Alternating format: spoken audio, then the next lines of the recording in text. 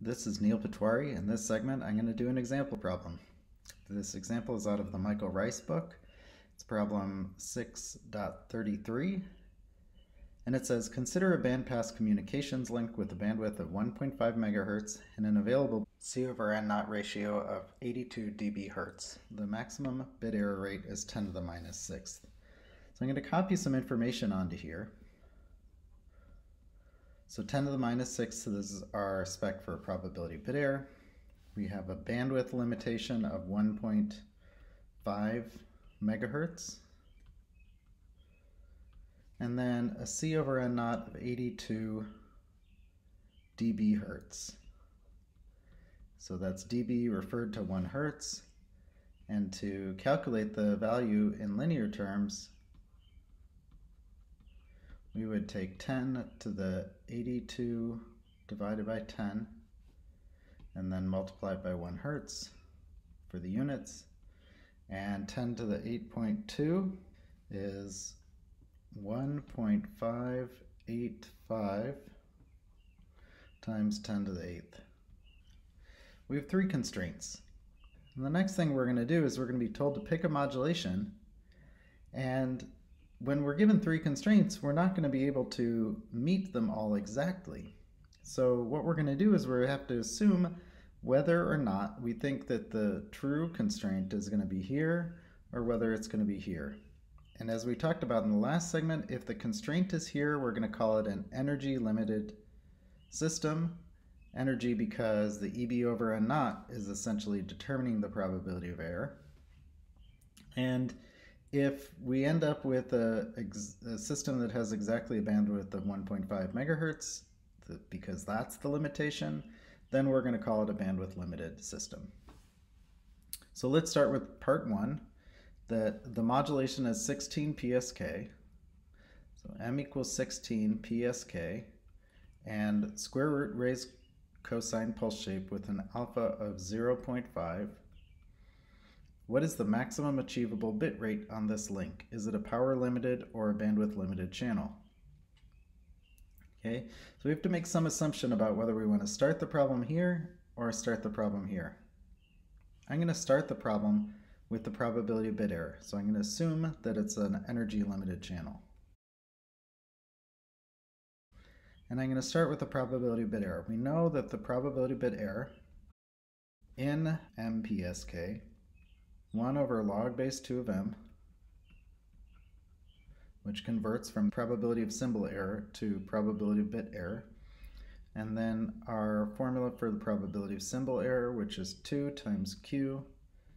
And inside of the square root, we have 2 times log base 2 of m times sine squared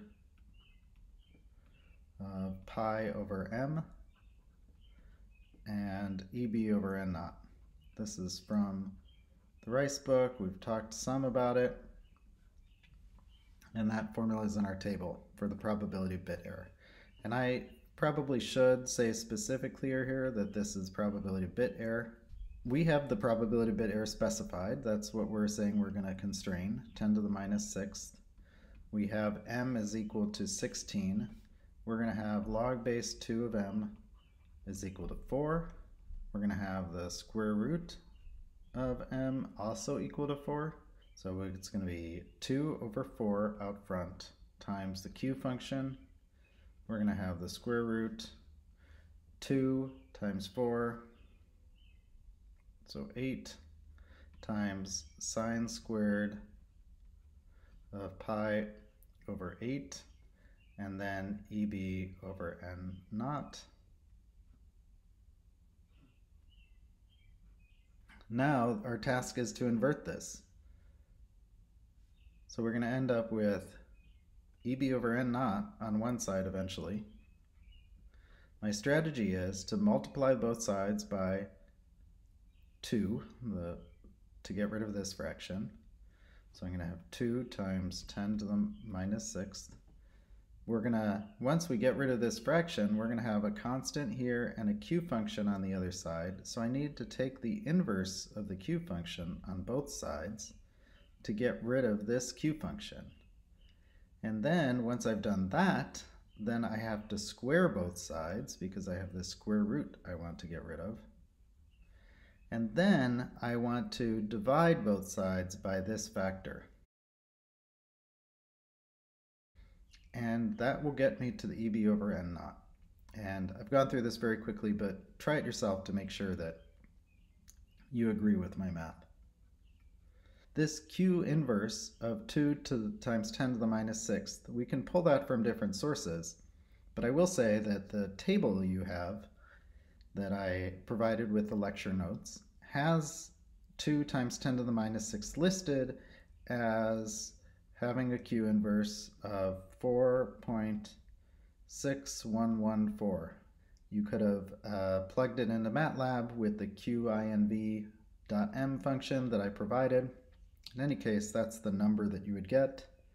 And when I plug all these numbers in, I get 69.84. Okay, and then that gets me to the EB over N naught ratio. So now I'm up here. And I want to come down this way to find the bit rate and the symbol rate, and thus the bandwidth. The symbol rate, we know, is the bit rate divided by log base 2 of m. And we've got the bandwidth that would be required to send RS would be RS times 1 plus alpha, which is equal to RB times 1 plus alpha over log base 2 of m. Then the bit rate is determined by this relationship between EB over N naught and C over N naught. C over N naught, this C is the received power, E is the energy per bit, so we know that energy is power times time, or power divided by the bit rate. And so the bit rate,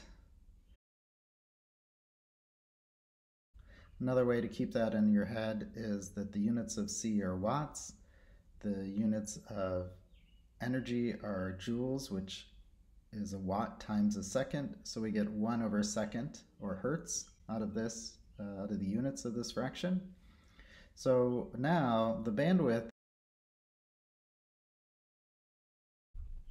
and so when I plug in my values, I've got alpha equals 0.5, m is equal to 16, so I have 4 here. C over N naught is 1.585 times 10 to the 8th. That's hertz.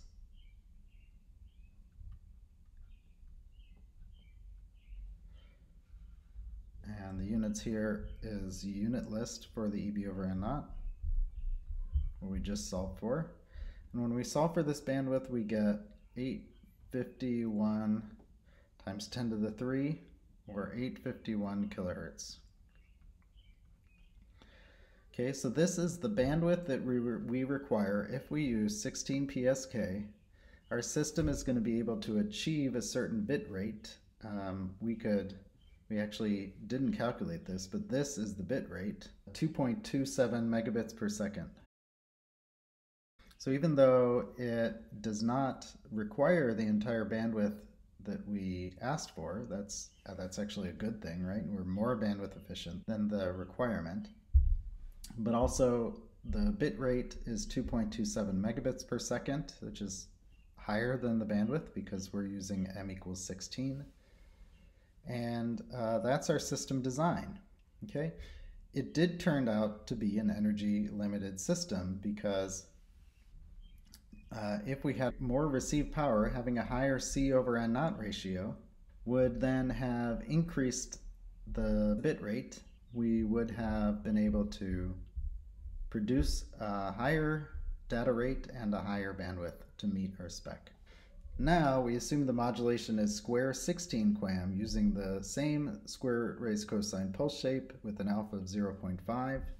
So I'm going to say, let's say we've got 16 QAM, again with an alpha 0.5. And let's do the same thing we did before. Let's start with the assumption that we're energy limited. So the probability of error formula, probability of bit error again, for m-ary square QAM is the following.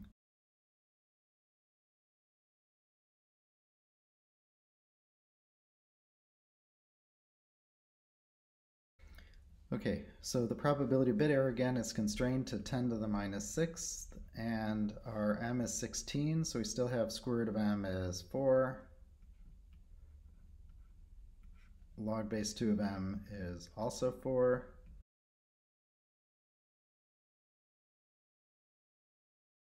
We've got to solve this, so I'm going to start with an EB over n naught on the other side. Again, I'm trying to rewrite this equation in one step.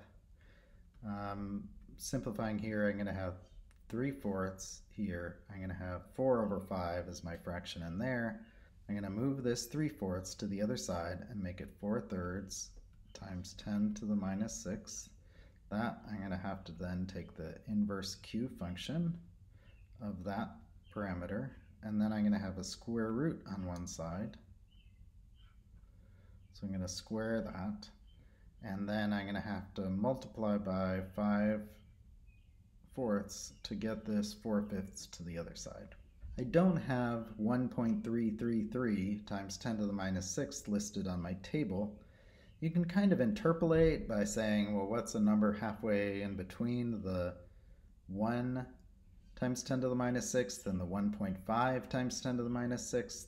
And then you'd get an approximation of like 4.7 off of the table. You can use the graph of the Q inverse function. You'd have to kind of figure out where 1.33 is on the x-axis, and then read off again about 4.7 on the y-axis for the inverse value.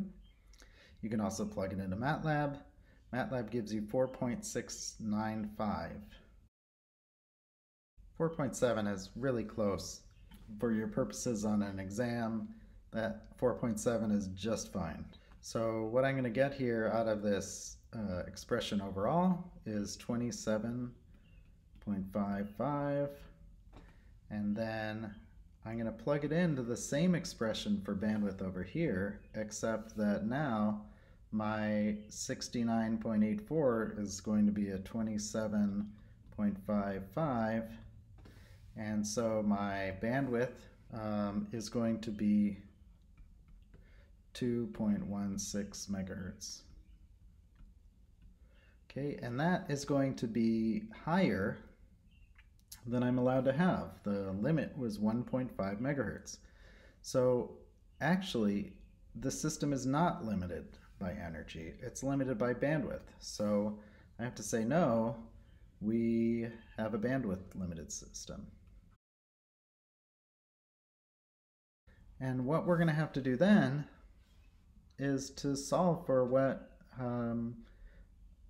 limits I can achieve in my communication system. I can't achieve 2.16 megahertz, so instead I'm going to go to method 2 and assume that it's bandwidth limited, and I'm going to set my B to 1.5 megahertz, which is the maximum I'm allowed with my system. And then I'm going to go back and I'm going to solve for RB, log base 2 of m, times the bandwidth divided by 1 plus alpha.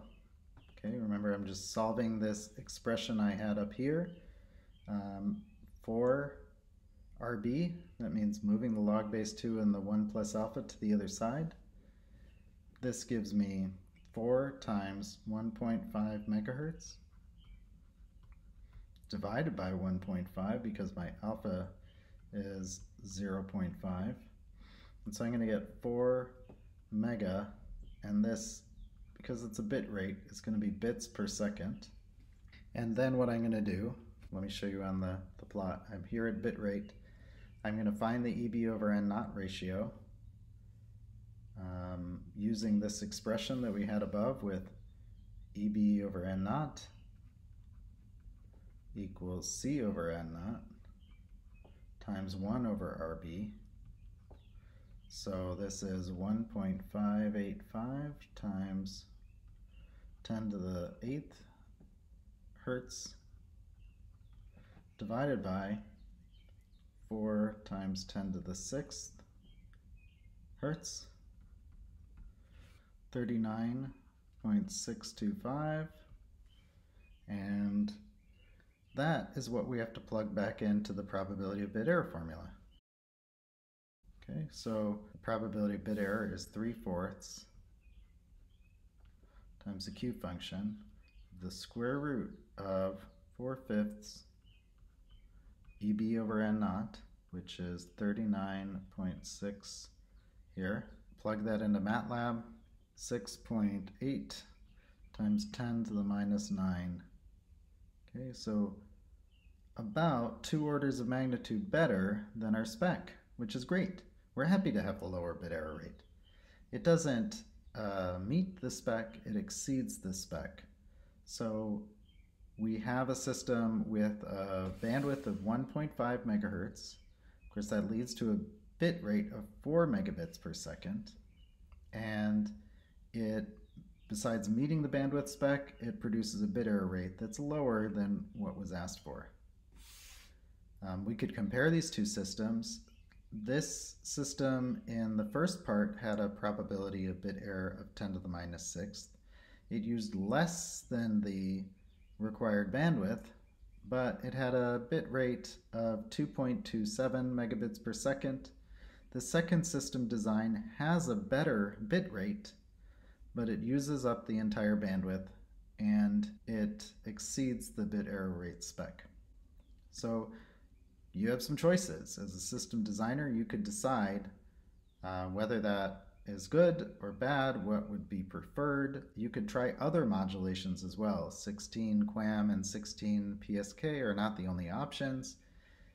So there are some ways that you can change things in your system design to meet the specs that you're given. And in the next segment, I'll talk more about that and give you some faster ways to compute all of these statistics.